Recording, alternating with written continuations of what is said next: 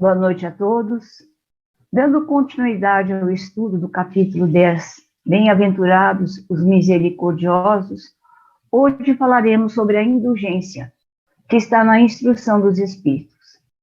Refletiremos sobre um tema de relevante importância para nós que vivemos em sociedade e cultivamos relações humanas com os nossos colegas de trabalho, nossos familiares e por onde quer que andemos. Mencionaremos o interrelacionamento da indulgência com muitas outras virtudes ou sentimentos e dos variados aspectos práticos e sua extraordinária importância como precioso instrumento da nossa reforma íntima ou transformação moral e da consequente libertação do nosso espírito imperecível na sua jornada incessante a caminho da luz e da paz. Sede indulgentes com as faltas alheias, quaisquer que elas sejam. Não julgueis com severidade, senão as vossas próprias ações. O Senhor usará da indulgência convosco, como a indulgência que houverdes usado para com os outros. Isto está no capítulo 10, no item 17. Sendo a indulgência uma das virtudes elementares da caridade, para captar o sentido exato, não podemos, em hipótese alguma, passar por ela sem terem um entendimento o que realmente ela significa. Contudo, essa tarefa não é tão fácil como parece à primeira vista. No decorrer dos séculos, essa virtude essencial foi expressa por diversas maneiras, e dependendo também da necessidade e da capacidade da evolução da mente humana naquele momento. Então, originalmente, o termo indulgência era muito amplo e abrigava vários significados e sinônimos, inclusive o perdão. Portanto, não se deve entender e tratar a indulgência e perdão como sinônimos exatos e absolutos. A indulgência é mais ampla do que o perdão. Existe uma intersecção dos significados dos termos e que ambos se confundem. A necessidade de perdoar ela é temporária. Não existe quando o espírito atinge o cume da sua evolução moral, ao passo que a indulgência permanece sempre e cada vez mais, porque o espírito evoluído terá sempre de se confrontar com as imperfeições daqueles que ainda palmilham as difíceis estradas da ascensão moral. Todos nós, espíritos imperfeitos, ainda arraigados à evolução da Terra, reclamamos o concurso e compaixão uns dos outros, mas nem sempre sabemos por nós mesmos quando surgimos necessitados de semelhantes recursos. Em muitas circunstâncias, estamos cegos de reflexão, surdos do entendimento, paralíticos da sensibilidade e anestesiados na memória sem perceber. Ansiamos pela vitória do bem, contudo, acende a luz da indulgência para trazê-la com segurança. Então, vamos entender um pouquinho o que é a indulgência. Hoje, os dicionários nos informam que indulgência tem como sinônimo absolvição, indulto, perdão, moderação, mansidão, clemência, suavidade, brandura, amenidade e assim vários sinônimos. Ela seria muito simples caso se resumisse a isso. No entanto, existem situações que é impossível fugir à crítica e à censura. Em primeiro lugar, porque nós somos dotados pela previdência divina de nossas faculdades intelectuais e morais. E nós precisamos utilizar as nossas faculdades intelectuais para o exercício do discernimento entre o bem e o mal. Portanto, sob a pena de sermos coniventes com o erro, não devemos nos omitir. A indulgência não implica em fechar os olhos da mente para não perceber os erros alheios. Não. O que seria negar a nossa capacidade de usar o nosso raciocínio. Mas sim, apesar de ver os defeitos, suavizar nossas críticas e censuras e descartar e ficar com a virtude, com o lado bom daquele problema que possivelmente possamos notar nas pessoas e nas suas imperfeições. A indulgência implica fazer um juízo suave das fissuras morais alheias, do que os outros fazem ou são e que parece errôneo para nós. É uma questão de valorizar o bem em vez do mal. É de temperar com uma certa doçura o próprio refletir para com o nosso semelhante. Quando se fala em julgamento, logo vem na nossa mente a famosa frase de Jesus: não julgueis para não serdes julgado. Isso está em Mateus, no capítulo 7, versículo 1. Com base nessa frase, parece que todo e qualquer julgamento é um erro. Quando Jesus nos exorta que não se julgue, ele não pede apenas que nós não julguemos, mas que se fizermos algum julgamento, que não usemos da severidade. Nesse capítulo 10, no item 16, há uma interessante dissertação do Espírito José, protetor, a respeito da indulgência. Ele afirma que a indulgência não vê os defeitos de outrem, mas se os vê, evita de falar deles. Observa-se aí um genuíno esforço em valorizar o bem que há no próximo, perante a si mesmo e perante a terceiro. Faça efetiva a opção de ver no semelhante só a forma positiva, considera digno e valioso, apesar dos problemas.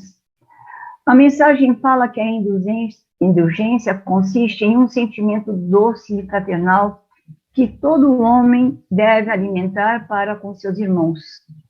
E a doçura remete à ideia do sabor agradável.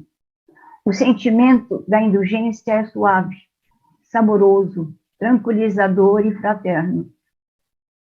Próprio de irmãos que se gostam e que se sentem ligados. Nada de amargor e de ásperas reprimendas. Ninguém gosta de estar ao tempo todo ao lado de alguém que está sempre sendo indulgente com as falhas alheias. Nós procuramos evitar quando as pessoas estão um pouco carregadas e sempre olhando o lado negativo. Então, precisamos prestar atenção com o que estamos fazendo com a nossa indulgência. Como é que nós estamos atuando com ela, conosco e para com o próximo? Vejamos a indulgência como o perdão que é concedido com a consciência de igual ao nosso próximo, nós também somos imperfeitos. E que por isso mesmo, saibamos que nossos irmãos têm defeitos e vamos saber enxergar neles as virtudes que eles possuem. É o perdão com bondade, sem humilhar os nossos semelhantes. Quando nós somos obrigados pela força da situação a emitir pareceres sobre o comportamento alheio, os espíritos nos recomendam brandura. A razão pela qual devemos desenvolver a indulgência está na nossa própria imperfeição. Atire a primeira pedra àquele que estiver isento de pecado, disse Jesus. Essa sentença faz da indulgência um dever para nós. Ela nos ensina que não devemos julgar com severidade os outros, ou se julgamos nós mesmos, não devemos condenar nem o outro naquilo que nós nos absolvemos. Então, sendo autoexplicativa, podemos acrescentar: ser indulgente requer profundo autoconhecimento. Então, aproximando-se dele, disse-lhe Pedro: Senhor, quantas vezes perdoarei o meu irmão quando houver pecado contra mim? Até 7 vezes, respondeu Jesus. Não vos digo que perdoeis até 7 vezes, mas até 77 vezes. Qual é a importância do perdão em nossas vidas? É a paz interior, a libertação da dor, a capacitação íntima das curas das nossas feridas, o nosso crescimento espiritual. Devemos perdoar as pessoas e não os atos. O que é preciso perdoar, então? É preciso perdoar aquela imperfeição de que aquela pessoa, em algum momento, fez alguma coisa para nós e que nos deixou ofendidos. É nós entrarmos em contato com a dor sem medo e identificar o nosso sentimento. Ter a consciência do que nos aconteceu. Não procurar culpados. É fazer orações e tirar lições no aprendizado daquela situação em que nós estivermos envolvidos ou fomos envolvidos. Porque a maioria de nós, muitas vezes, não conseguimos perdoar. Porque nós temos mecanismo de defesas para não perdoar. São as nossas resistências racionais. A negação, o esquecimento, o arranjar desculpas, um perdão superficial. Ou então as resistências emocionais, a humilhação, a vergonha, a impotência, o medo, a rejeição, a culpa e a depressão. Então nós precisamos sempre estar atentos com todos os nossos sentimentos, com o nosso processo de reforma interior, com o nosso autoconhecimento, para que possamos identificar em nós as coisas que necessitamos de melhoria. E assim, ao julgarmos, em algum momento, os nossos semelhantes, que façamos com doçura, com brandura, com aceitação. Queridos amigos, se vedes severos para com vós, sede severos para com vós mesmos e indulgentes para com a fraqueza alheia, aconselha o Espírito José.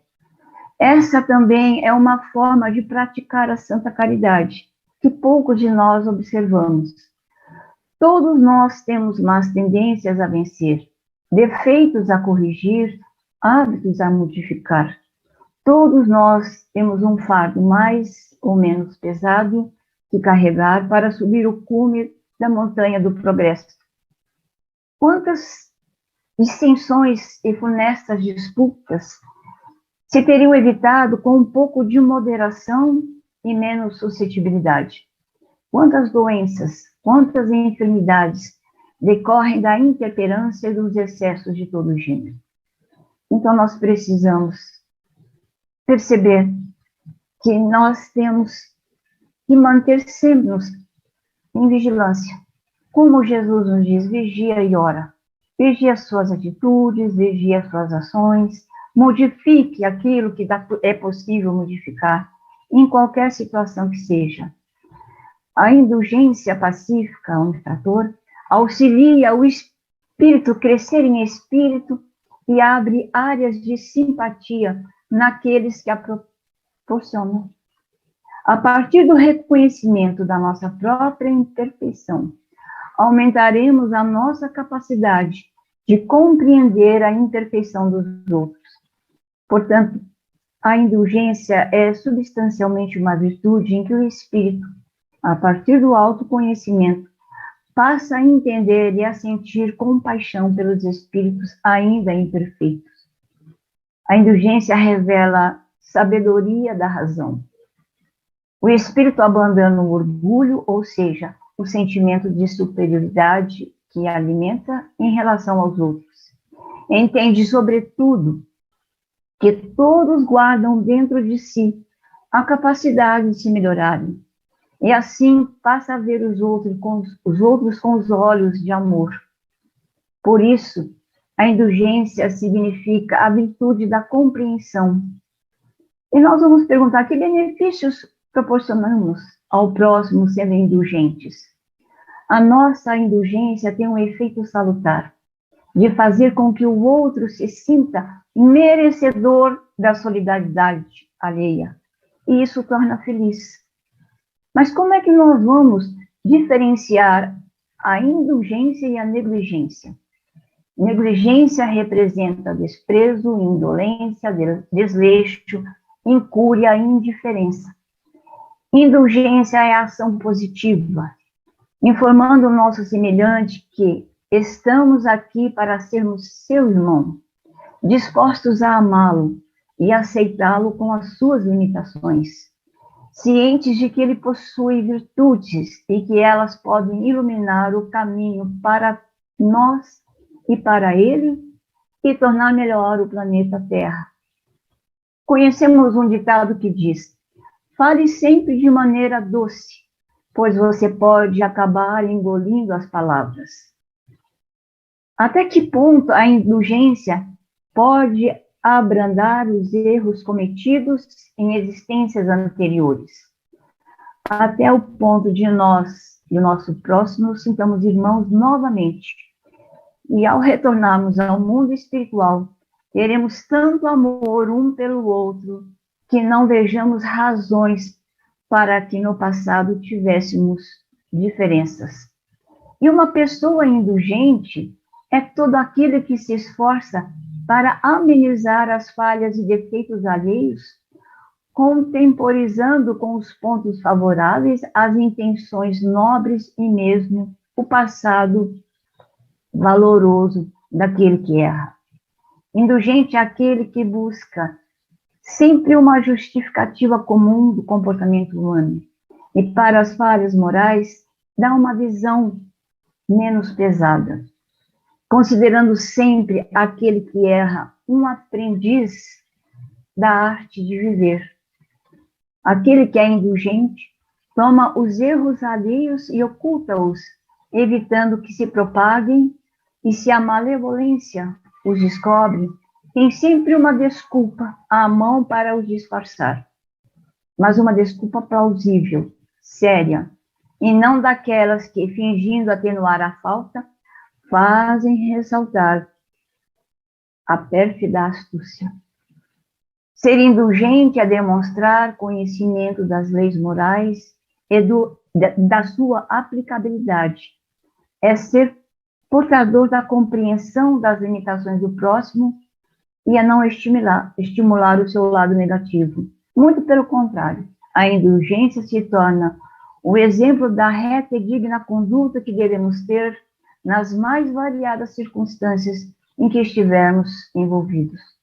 Concluindo, a indulgência é a capacidade de compreender os erros cometidos por outrem devido às suas fraquezas morais, e a partir do reconhecimento das nossas próprias imperfeições, aumentamos a nossa capacidade de compreender as imperfeições dos outros. Portanto, a indulgência é substancialmente uma virtude, e o espírito, a partir do autoconhecimento, passa a entender e a sentir compaixão pelos espíritos ainda imperfeitos. O espírito abandona o orgulho, ou seja, o sentimento de superioridade que alimenta em relação aos outros. Entende, sobretudo, que todos guardam dentro de si a capacidade de melhorar, e assim passa a ver os outros com muito mais amor.